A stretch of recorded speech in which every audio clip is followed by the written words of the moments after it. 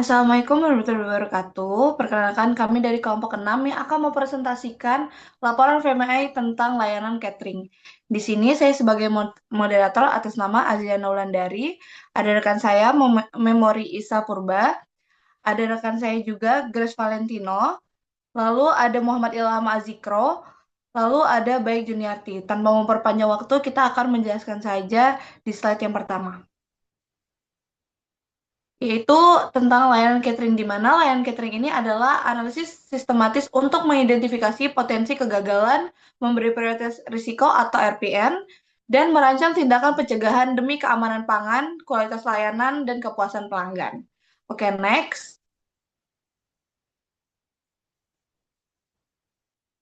Next.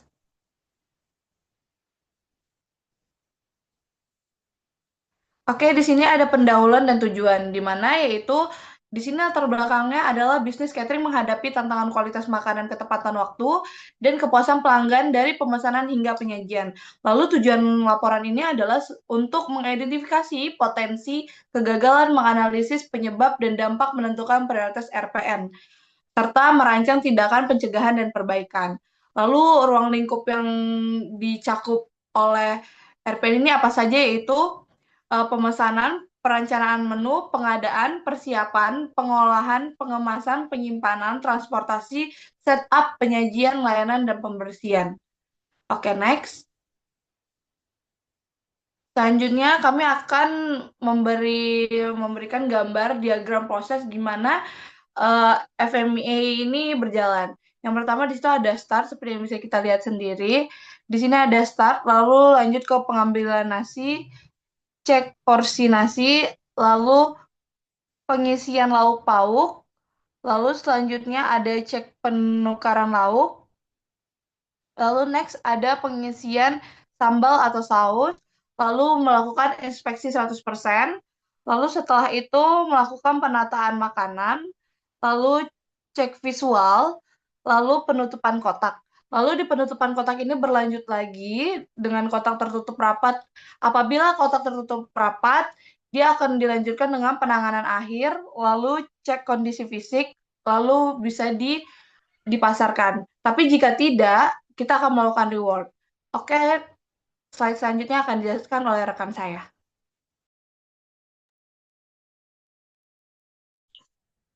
Analisis FME. Ringkasan tahap kritis. Yang pertama ada tahapan pengolahan makanan dengan resiko tinggi kontaminasi, ketidakkonsistenan rasa, kematangan tidak sempurna, perlu resep standar pengukuran dan QC saat masak. Tahap transportasi dengan resiko tinggi keterlambatan, tumpah, suhu tidak terjaga, perlu insulate kontainer, road planning, dan buffer waktu 30-45 menit. Tahap penyajian dengan resiko tinggi presentasi buruk, makanan dingin, perlu standar planting, chafing dish, dan alokasi waktu setup. Selanjutnya, contoh rinci tahap pemesanan dan konsultasi. Masalah utama, informasi pesanan tidak lengkap atau keliru, komunikasi tidak jelas, tidak ada konfirmasi ulang. Gunakan form pemesanan standar dan lengkap, konfirmasi ulang via email atau WhatsApp, checklist verifikasi data pesanan. Next.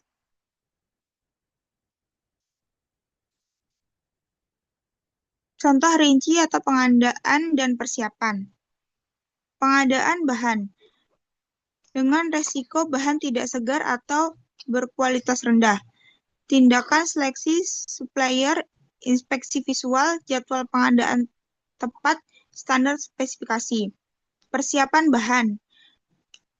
Resiko kontaminasi silang, tindakan sterilisasi peralatan SOP sanitasi, pisahkan area mentah, matang, training higienisi.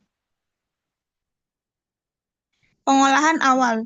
Dengan resiko takaran tidak akurat, pergantian SEP, tindakan resep standar, mensuring tools, training konsistensi, testing. Selanjutnya akan dilanjutkan oleh rekan saya.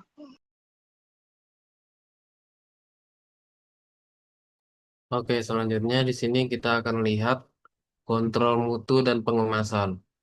Untuk quality controlnya, checklist QC multi-point atau training staff QC, double check setiap item, alokasi waktu QC, reject produk yang tidak memenuhi standar.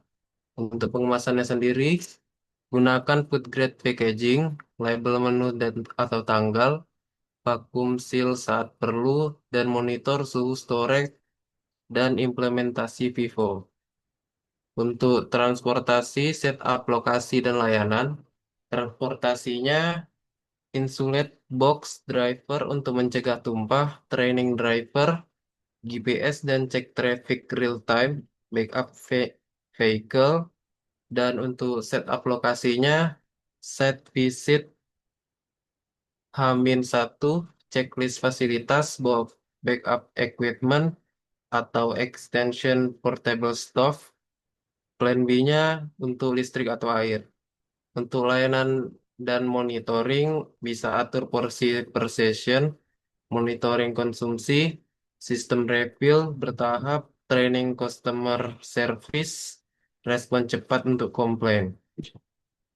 Kesimpulan dan temuan utamanya, terdapat 18 potensi kegagalan utama di seluruh tahap proses, tahap kritis, pengolahan makanan, transportasi dan penyajian, higiene dan keamanan pangan prioritas utama, komunikasi awal dan ketepatan waktu sangat memerlukan hasil akhir.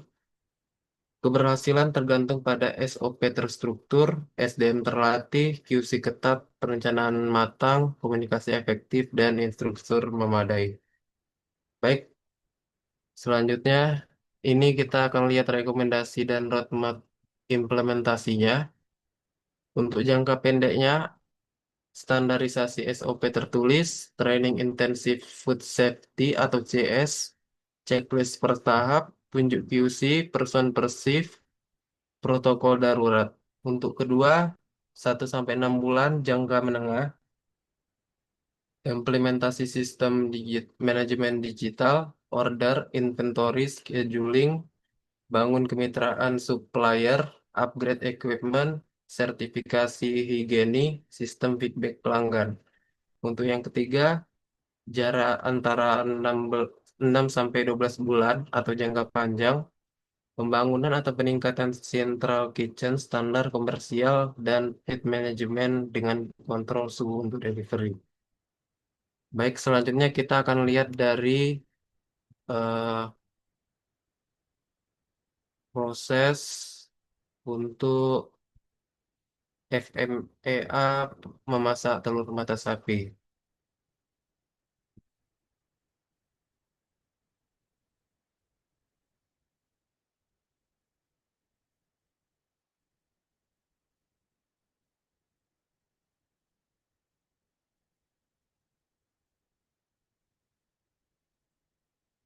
Oke, lanjut. Untuk presentasi ini menyajikan analisis mode kegagalan dan efek atau bisa disingkat FMEA. Untuk proses sederhananya namun penting memasak telur sapi, kami mengidentifikasi potensi kegagalan, menganalisis risiko, dan menentukan tindakan pencegahan.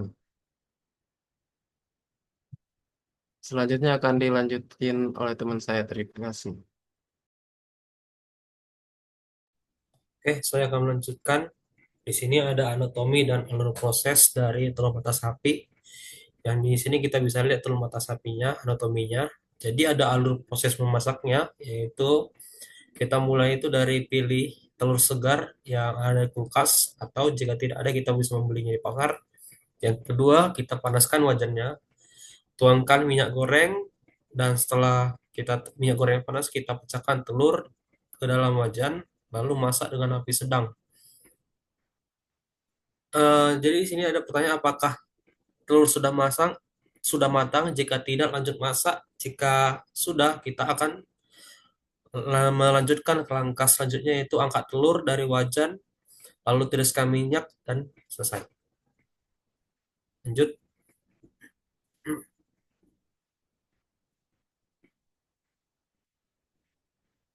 Oke, keterangan tingkat resiko. Belum ya? Oke, selanjutnya di sini ada keterangan tingkat resikonya. Kami menggunakan 3 metrik untuk menghitung RPN atau Risk Priority Number, yaitu ada severity, keparahan, occurrence atau kemunculan, dan detection atau deteksi. RPN ini ada severity dikali occurrence. Severity, tingkat keparahan, tinggi, yaitu memenuhi kualitas secara signifikan, sedang mempengaruhi penampilan rasa, atau rasa, rendah, tidak terlalu mempengaruhi. RPN, Risk Priority Number. RPN lebih besar dari 120 menandakan prioritas tinggi, harus ada tindakan segera.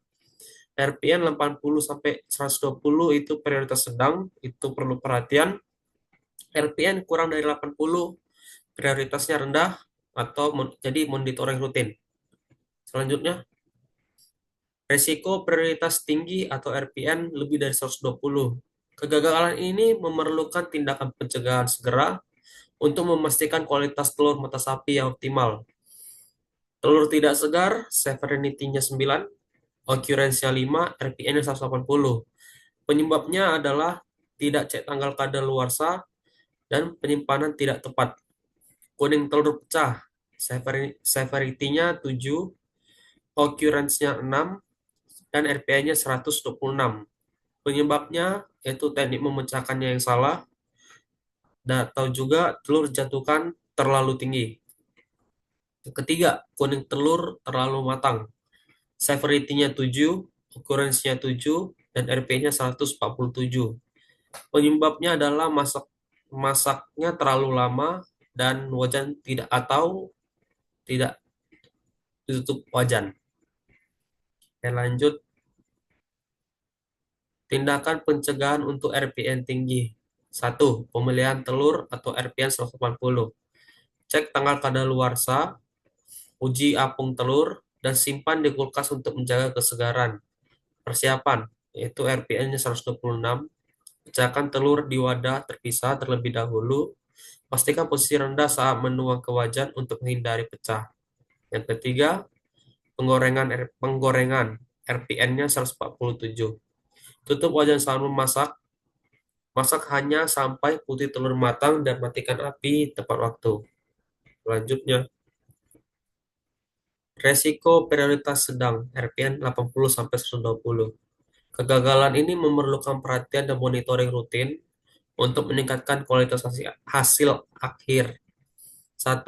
Wajan terlalu panas atau dingin, severity-nya 6, occurrence-nya 7, dan RPN 126. Penyebabnya itu tidak kontrol suhu, apinya tidak stabil, jadi perlu ada tes ketetesan air. Yang kedua, putih telur gosong, severity 8, occurrence 6, RPN 144. Penyebab api terlalu besar, waktu terlalu lama, dan kontrol api sedang. Yang ketiga, telur lengket di wajan, severity 6, occurrence-nya 5, RPN-nya 90. Penyebab wajan kurang panas dan minyak juga kurang. Gunakan spatula anti lengket. Yang keempat, putih telur tidak matang, severity-nya 8, occurrence-nya 4, RPN 96. Penyebabnya api terlalu kecil, waktu kurang, naikkan suhu dan tutup wajan. Oke. Selanjutnya ini akan dilanjutkan oleh teman saya. Terima kasih. Baik. Fokus pada suhu. Baik, selanjutnya ada fokus pada suhu dan waktu, di mana di sini ada dua faktor utama dalam proses penggorengan adalah kontrol suhu dan durasi memasak. Kesalahan di sini dapat menyebabkan telur gosong atau tidak matang sempurna. Yang pertama ada kontrol suhu, di mana gunakan api sedang dan tunggu hingga wajan panas merata sebelum menuang minyak. Lalu ada durasi masaknya, yaitu kita harus memperhatikan di mana waktu masaknya itu 2-3 menit. Lalu monitor warna putih telur untuk menghindari gosong. Lalu selanjutnya ada tutup wajan. Menutup wajan membantu mematangkan putih telur tanpa menggosongkan bagian bawah. Oke, next. Selanjutnya di sini ada risiko prioritas rendah atau RPN kurang dari 80. Meskipun memiliki RPM rendah, kegagalan ini tetap perlu dimonitor karena dapat mempengaruhi pengalaman makan. Yang pertama itu ada yang terlalu berminyak, yaitu di mana severity-nya 4, occurrence-nya 5, dan RPM-nya 60. Yaitu di mana penyebabnya minyak berlebihan, takar minyak 1-2 sendok makan, dan tiriskan dengan tisu. Lalu ada bentuk tidak rapi, yaitu di mana severity-nya 4, occurrence-nya 6, RPM-nya 72. Lalu selanjutnya penyebabnya apa? Karena ada telur tidak segar, wajan tidak rata, tuang telur putih secara perlahan. Lalu selanjutnya ada telur berbau amis, yaitu di mana severity-nya 9, occurrence-nya 3, RPM-nya 81. Yaitu di mana penyebabnya telurnya itu basi atau sudah busuk, minyaknya tengik, dan wajannya kotor. Dan selanjutnya bagaimana harusnya menggunakan bahan dan alat yang bersih. Oke, next. Di sini ada tabel ringkasan FMEA, di mana ringkasan analisis risiko untuk semua tahapan proses memasak telur sapi. Yang pertama itu pemilihan telur. Kalau telurnya tidak segar, itu ada unggulan 9, 5, cek tanggal kadaluarsanya, uji apung, lalu RPM-nya di 180. Lalu yang kedua, ada persiapan, di mana kuning telurnya, kuning telurnya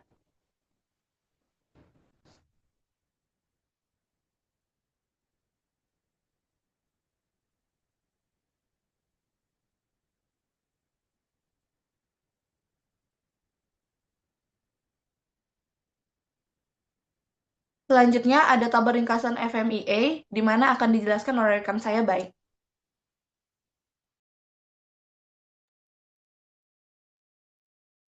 Tabel ringkasan FMIE.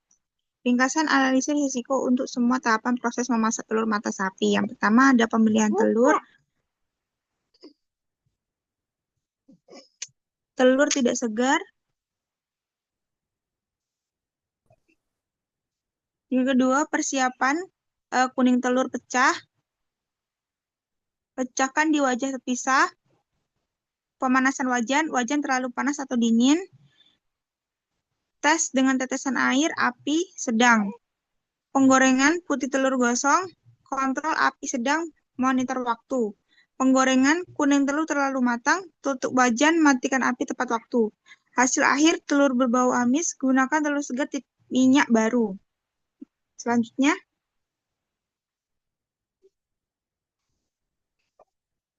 kesimpulan dan langkah selanjutnya. Yang pertama, monitoring rutin. Terus pantau risiko RPM sedang dan rendah di bawah 120. Tindakan korektif, fokus pada 4 risiko prioritas tinggi. Untuk implementasi tindakan pencegahan segera. Kualitas terjamin dengan FMIE, kita memastikan setiap telur mata sapi dimasak dengan kualitas terbaik. Selanjutnya, saya kembalikan kepada moderator. Baik, setelah kami menjelaskan tentang FMEA ini, kami mengambil kesimpulan bahwa FMEA pada proses memasak telur mata sapi ditemukan beberapa potensi kegagalan dengan RPM tinggi, seperti telur tidak segar, kuning telur pecah, kuning telur terlalu matang, memiliki dampak signifikan terhadap kualitas hasil akhir. Melalui penerapan langkah pencegahan seperti pemilihan bahan baku yang baik, pengendalian suhu dan waktu memasak, serta monitoring rutin terhadap proses risiko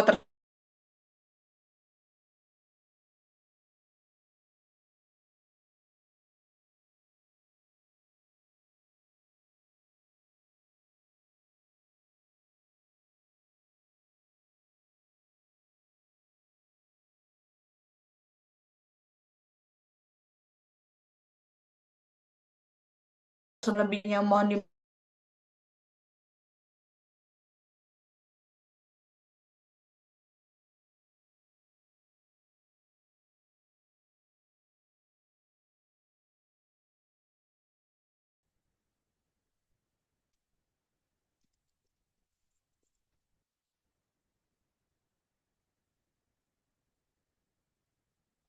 aja. Baiklah, setelah apa yang sudah kami presentasikan, semoga ada ilmu yang bisa diambil dari sini. Kami dari kelompok 6, mohon izin pamit. Wassalamualaikum warahmatullahi wabarakatuh. Terima kasih.